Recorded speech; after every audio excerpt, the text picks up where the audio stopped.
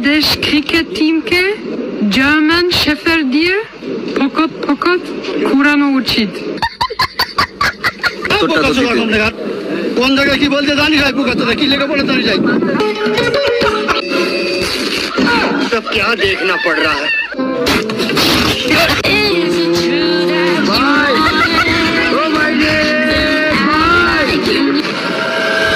একটা সাধারণ চাওয়ালা যদি ইন্ডিয়ার প্রেসিডেন্ট হয়ে যায় তাহলে ওই দেশ থেকে আর কি আশা করা যায়? क्या क्या कहना क्या चाह रहे हैं भाई आप? এই দেশের প্রধানমন্ত্রী হলো মূর্খের বাচ্চা। ওই দেশে ভাই শিক্ষার কি মূল্যায়ন করাইবো ভাই? হ্যাঁ, তোকে তো বেটা প্রেসিডেন্টই ভাই মূর্খ, সারা জীবন বেঁচে চা। দেখ মাদ্রাসা ছাপ, আগে ভালো করে মাদ্রাসায় এটা জেনে আয় যে প্রেসিডেন্ট কি আর প্রাইম মিনিস্টার কি, কেননা দুটো এক জিনিস নয়, দুটোই ডিফারেন্ট। তারপরে নয় আমাদেরকে জ্ঞান দিস। সঠিক বলেছে। তাছাড়া এটাও সত্য, তোদের দেশের এই মোহাম্মদ ইউনুস শিক্ষিত হয়ে বা লাভটা কি হলো? কেননা সেই দেশের জনতা বা জনসাধারণ এটা জানে না কোনটা প্রেসিডেন্ট আর কোনটা প্রাইম মিনিস্টার।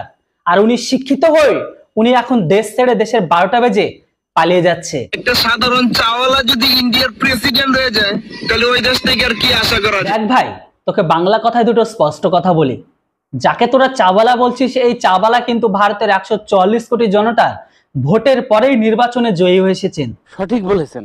আর ওই যে ইউনুস চাচার কথা বলছিস মানে নোবেল জয়ী, উনি কিন্তু ওইভাবে আসেনি। কথাটা ঠিকই বলেছেন। উনি ক্ষমতার জোরে তোদের আসনে তোকে বসিয়ে দিয়েছিস। পার্থক্য শুধু এতটুকুই, যদি গুগল করা জানিস, গুগলে সার্চ করে দেখে নিস যে গোটা বিশ্বে এই চাওয়ালার জনপ্রিয়তা কতটুকু।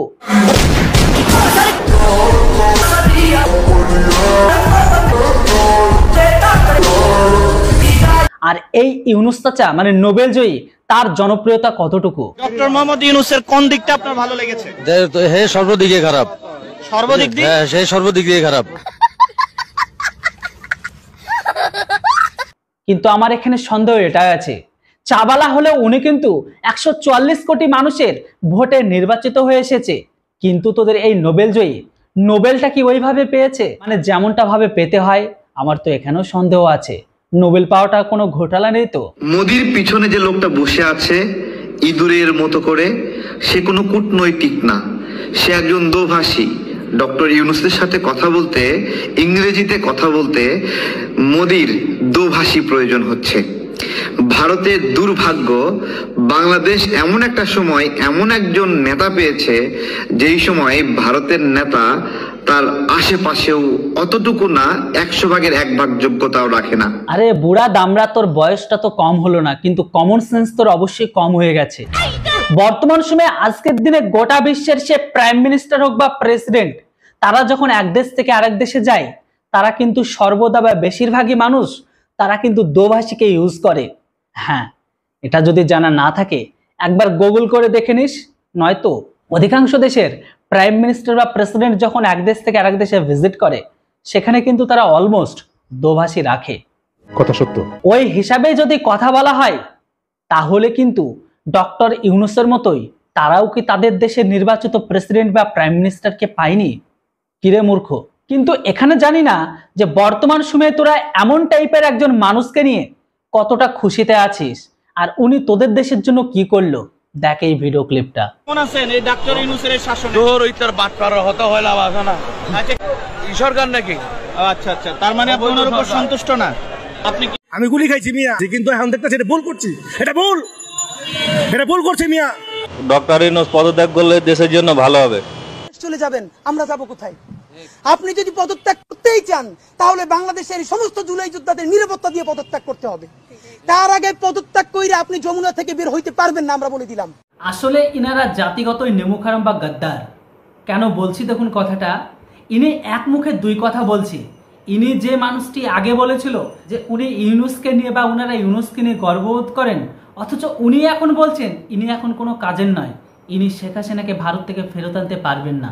ভাবুন এদের দ্বিচারিতাটা, দেখুন ভিডিও ক্লিপটা। ইউনুস স্যারের বিন্দু পরিমাণ ক্ষমতা নাই শেখ হাসিনাকে দেশে এনে বিচার করার। ঝড়ে বগ মরে, কবিরোজের কেরামতি বাড়ে। তোদের এই ইউনুস চাচা যদি এতটাই ভালো হবে তাহলে উনি পদত্যাগ কেন করছে? বিশ্বাস হচ্ছে না? এই দেখুন ভিডিও ক্লিপটা। দেশের অন্তর্বর্তী সরকারের প্রধান উপদেষ্টা অধ্যাপক মোহাম্মদ ইউনুস পদত্যাগ করেছেন। রাষ্ট্রপতি মোহাম্মদ শাহাবুদ্দিনের কাছে আজ তিনি পদত্যাগপত্র জমা দেন। পদত্যাগপত্র গ্রহণ করেছেন রাষ্ট্রপতি। তা কার্যকর করে প্রজ্ঞাপন। वाह क्या सीन है, वाह क्या सीन है। আরে ভাই আমার খুব লজ্জা লাগতেছে, আসলে নোবেল জয়ী একজন মানুষ, তাকে এভাবে কি অপমান করা ঠিক হচ্ছে? বাংলাদেশের মাদ্রাসা চাপ আর লুঙ্গি বাহিনীর কাছে আমার এতটুকু রিকোয়েস্ট যে প্লিজ আপনারা ইউনূসকে দেশ ছেড়ে পালিয়ে যেতে দেবেন না। মানে আমরা সমস্ত ভারতীয় আর সমস্ত ভারতবাসীরা ফ্রিতে এন্টারটেনমেন্ট নেওয়ার সুযোগ আমরা একদমই হাতছাড়া করতে চাই না। ইউনূস তুমি বলে দাও আলু কি করব,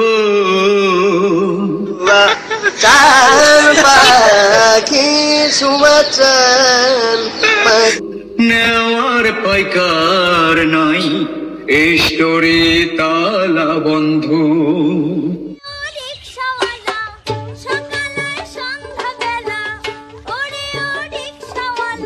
আলুর দাম যদি নাহি দিবে, সারের দাম বীজের দাম কেন বাড়াই তুমি নিলে?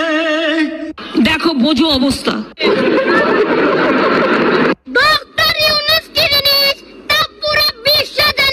ভাই তুই একদম ঠিক কইছস, ডক্টর ইউনূস কি জিনিস গোটা বিশ্ব জানা গেছে, শুধু জানতে তোরাই দেরি করছিলি, এখন তোরাও জানা গেছিস। ডক্টর মোহাম্মদ ইউনূসের কোন দিকটা আপনার ভালো লেগেছে? হে সর্বদিকে খারাপ। সর্বদিক দিয়ে? হ্যাঁ, সে সর্বদিক দিয়ে খারাপ। কি বলে এটাকে একটু দেখা রে। ডক্টর ইউনূস পদত্যাগ করলে দেশের জন্য ভালো হবে, দেশ ভালোভাবে চালাইতে পারে না। দেখ ভাই একটা জিনিস মানতে কষ্ট হলেও এটা সত্য, ডক্টর ইউনূস ব্যাংকে ক টাকা ঋণ দিলে ক টাকা থেকে ক টাকা প্রফিট আসবে, কোথায় ইনভেস্টমেন্ট করলে কোথায় বেশি প্রফিট বের করে আনা যাবে সেটাই ওনার দ্বারা ভালো হয়। ব্যাংক চালানো আর দেশ চালানো দুটো কিন্তু এক জিনিস নয়। প্রথমে আগে এই জিনিসটা মাথার মধ্যে ঢুকিয়ে নে। ভারত তো আসলে মূলত নিজেদেরকে রাশিয়া আমেরিকার মতন মানে পরাশক্তি ভাবে, কিন্তু তাদের তো সেই পরাশক্তি হিসেবে আমরা কখনো কাউন্ট করি না। দেখ ভাই ভারত নিজেকে এখন পরাশক্তি মনে শুধু করেই না, বরং ভারত এখন নিজে পরাশক্তি। আর ঠিক এই জিনিসটাকে তোদের মনে করানোর জন্য মাঝে মধ্যে একটু আঁচালা পিছন থেকে বাঁশ দেয়, আর ওটাতেই তোদের মনে পড়ে যায় যে ভারত কি জিনিস। এই দেখ ভিডিও ক্লিপটা। ৭৭ কোটি ডলারের ক্ষতির আশঙ্কা এই মুহূর্তে বাংলাদেশে। ধাক্কা খাচ্ছে বিশাল রেডিমেড কাপড়ের ব্যবসা। কাপড় ব্যবসায় ৭০ কোটি ডলারের ক্ষতি। এত বড় ক্ষতি যে বাংলাদেশ এই মুহূর্তে নেওয়ার জায়গাতেই নেই। দেশটাই লাটে উঠে যাবে, দুর্ভিক্ষ নেমে আসবে। পশ্চিমবঙ্গে স্থলবন্দর ব্যবহার করে রপ্তানি হতো 93%। তাই জন্য এই মুহূর্তে হাতে পায়ে ধরতে হচ্ছে বাংলাদেশকে, যেন অবিলম্বে ভারত একটু সময় দেয় কথা বলার জন্য। তারা কথা বলে আলোচনা করে রিকোয়েস্ট করতে চান যাতে ভারত অবিলম্বে নিষেধাজ্ঞা তুলে। মোটামুটি এই ভিডিওটা দেখে তোরা বুঝে গেছিস ভারত মোটামুটি কতটা পরাশক্তি হয়েছে। এমন একটা দেশ মাইরি ভারত জল ছেড়ে দিলে বাংলাদেশ গোটা ডুবে ভেসে যায়। ভারত শুধুমাত্র খাবার দেওয়া বন্ধ করে দিলে বা কয়েকদিনের জন্য স্টপ রাখলে সেই দেশের মানুষগুলো না খেতে পেয়ে মরে। আর একবারে যদি বন্ধ করে দেয় তাহলে সেই জিনিসের দাম বাংলাদেশের ঘরের ভেতরে আগুন, ধরা ছোঁয়ার বাইরে। এই তো হচ্ছে অবস্থা। তাহলে আশা করি বুঝতে পারছিস ভারত এই মুহূর্তে পরাশক্তি কিনা। মোটামুটি এটা তোদেরকে বোঝানোর জন্য ফুল এক্সপ্লেনেশনের দরকার নেই। শেখ হাসিনা চলে যাবার পরে ইউনূস থাকার পরেও এই মুহূর্তে ইউনূস আবার রিজাইন দিচ্ছে, উনিও দেশ ছেড়ে পালাচ্ছে। বর্তমান সময়ে দেশের পরিস্থিতি বলে দিচ্ছে ভারত কি জিনিস। বাংলাদেশ ক্রিকেট টিমকে জার্মান শেফার দিয়ে পকট পকট কুড়ানো উচিত। আপনাদের কোনো লজ্জা শরম নাই।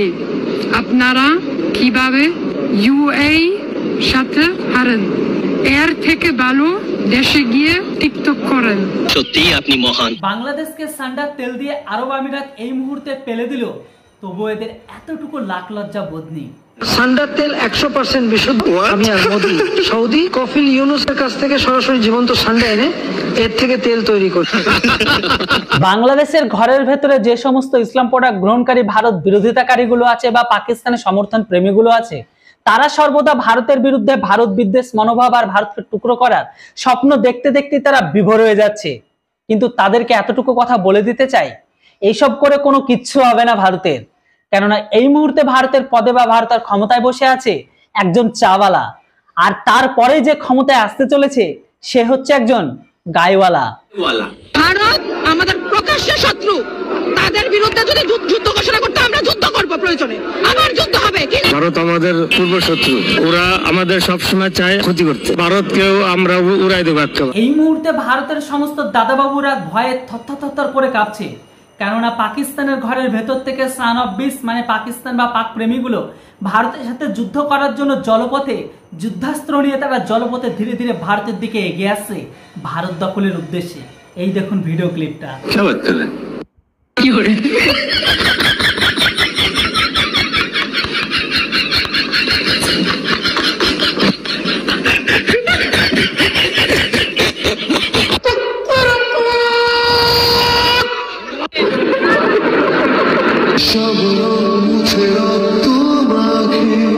আগস্টের পরে এই সমস্ত রিকশাওয়ালাগুলো তার আব্বুদেরকে এইভাবে স্যালুট জানাচ্ছিল।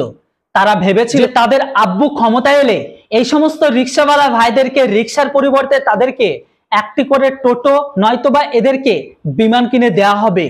কিন্তু ভাগ্যের কি নির্মম পরিহাস দেখুন, এই সমস্ত রিকশাওয়ালা লুঙ্গি ভাইদেরকে তাদের রিকশাটা পর্যন্ত তাদের আব্বুরা দুমড়ে মুসড়ে ভেঙে কেড়ে নিচ্ছে দেওয়ার বদলে।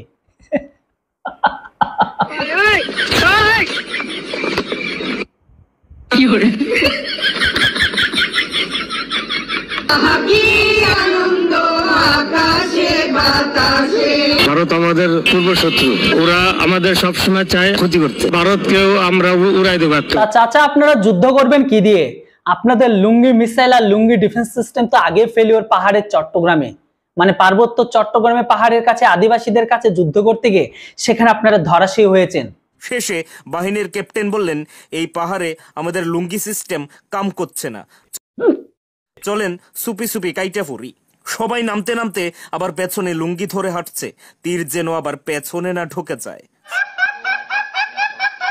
সকলে বর্তমানে চিকিৎসাধীন হাসপাতালে এবং তারা করুণ দৃষ্টিতে তাকিয়ে আছে। আহারে, তাহলে ভাবুন যুদ্ধ করার আগে যদি আপনাদের লুঙ্গি খুলে যায় তাহলে আপনাদের মিসাইলের অবস্থা কি হবে?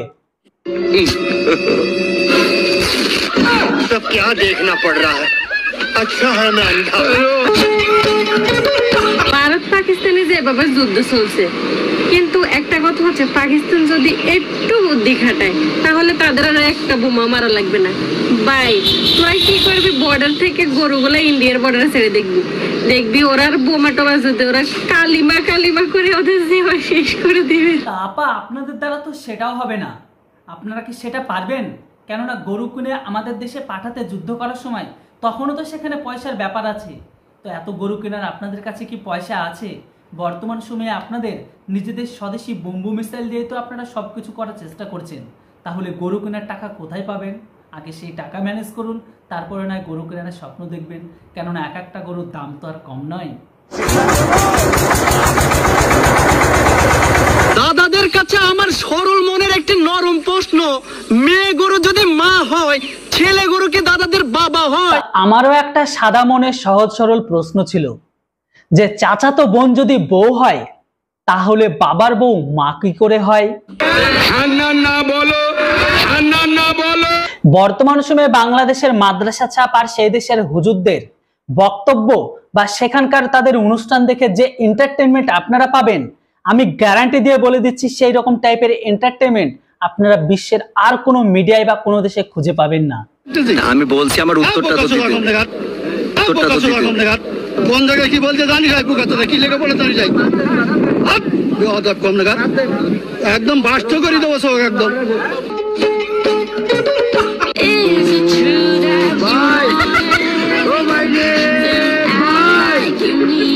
দেখুন বন্ধুরা, চুরি মোটামুটি প্রত্যেকটা দেশে কম বেশি হয়, কিন্তু সেই দেশে চোররা ধরা পড়লে তাদেরকে যে শাস্তি দেওয়া হয়, বিশেষ করে বাংলাদেশে যে শাস্তিটা দিচ্ছে সেটা কিন্তু আপনারা আর কোথাও দেখতে পাবেন না বিশ্বের।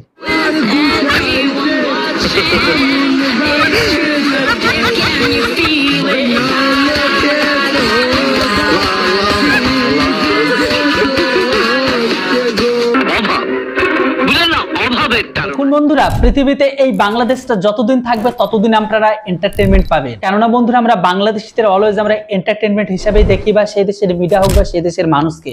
তো বন্ধুরা আজকের এই বাংলাদেশি দিনের ট্রোলিং ভিডিওটা কেমন লাগলো? যদি ভালো লেগে থাকে তাহলে প্লিজ একটা লাইক করবেন আর ছোট্ট কমেন্ট করতে কেউ ভুলবেন না। এর সাথে সাথে আপনি যদি চ্যানেলটিতে প্রথম হয়ে থাকেন তাহলে একটা ছোট্ট করে সাবস্ক্রাইব, কেননা এটা সম্পূর্ণ ফ্রি। আজকের ভিডিওটা আমি এখানে শেষ করলাম। আবারও দেখা হবে, কথা হবে নতুন একটি বাংলাদেশের রোস্ট ভিডিওতে।